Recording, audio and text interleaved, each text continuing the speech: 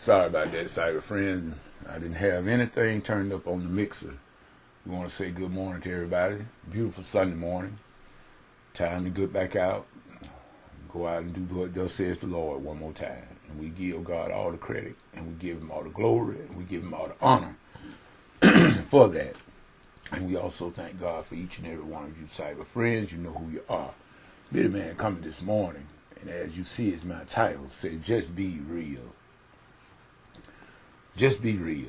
In other words, people, a lot of times we, various stages and points in our lives, and when we try to please people, we have a tendency sometimes to go beyond what we would ordinarily do.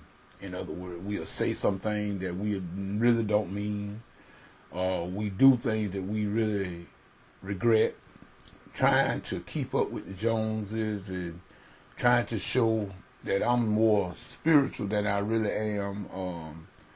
I'm just saying, people, we don't have to do that. You see, first of all, our Heavenly Father knows what we are capable of doing. He made us. He just wants us to be real. And the reason why I say that, I had a former pastor. Matter of fact, he had said that about people being phony and fake with you. And matter of fact, I don't mind speaking, but that's the truth. He said that he would just rather for people to just leave him alone, period, than to fake with him.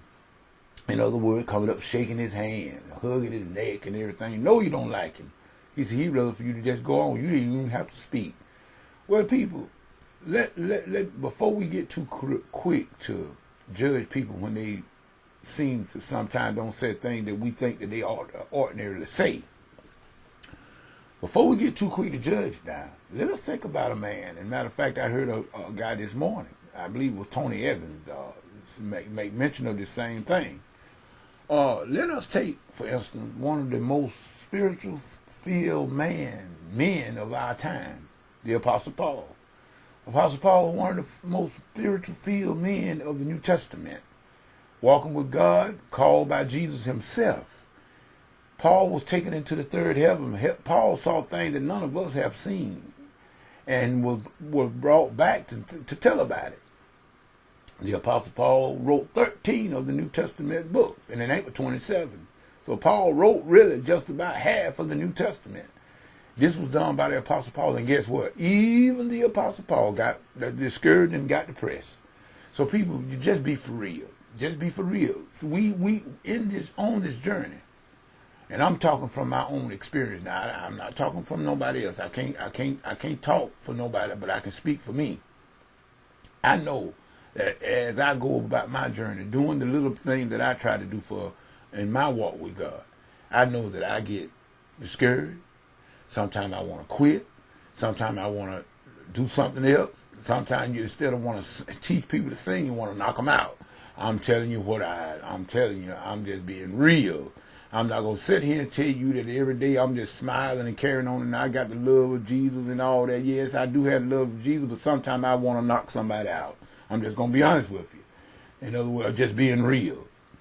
But nevertheless, we walk by faith and not by sight.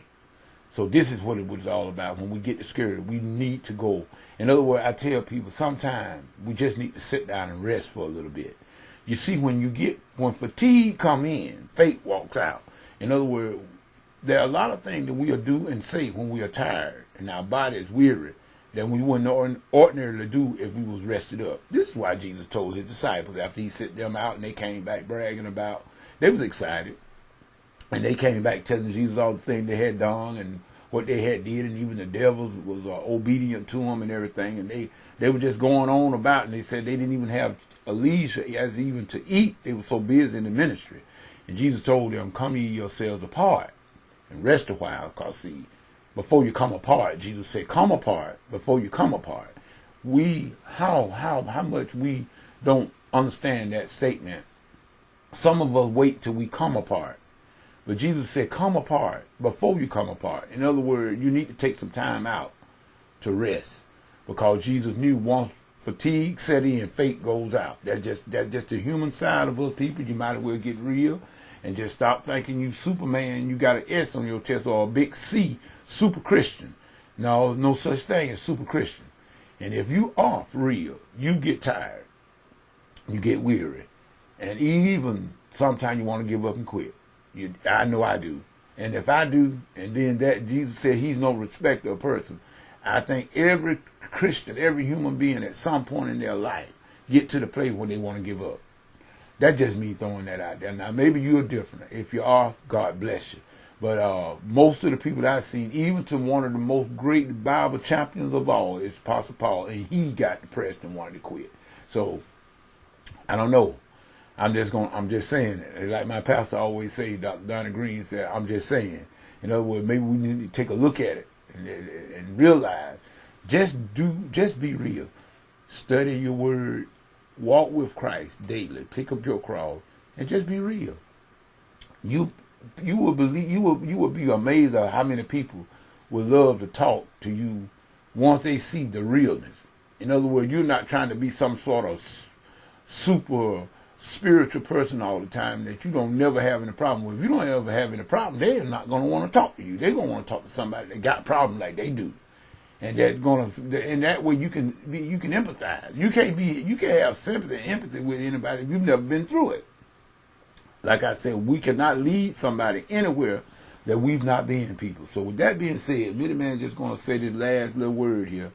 Remember, just be real. People are not looking for perfect people. They're looking for people that got a testimony. In other words, if you don't have no test, no money. In other words, if you ain't got a test, you are the money. So in other words, you need a testimony is a person that's been through a test. That's the only way you get the money. In other words, testimony is given to people that go through tests. They have a testimony that going through that trial that they went through is their testimony. So in other words, he said, let the redeemed of the Lord say so. And guess what? They overcame him. Who? The evil one. By the blood of the Lamb and by the what? Word of their testimony. So in other words, let us be a witness for Christ.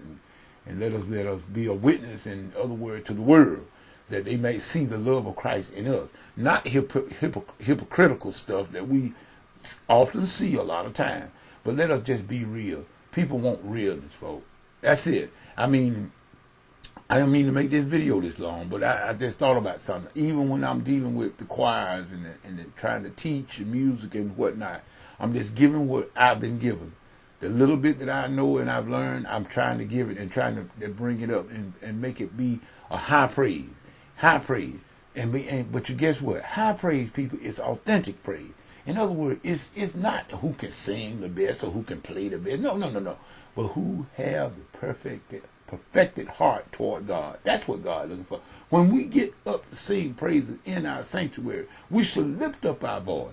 In other words, sing like you're singing to God. I've seen some people singing like they just, oh, look, if we ought to press that sign, I feel we should sit down.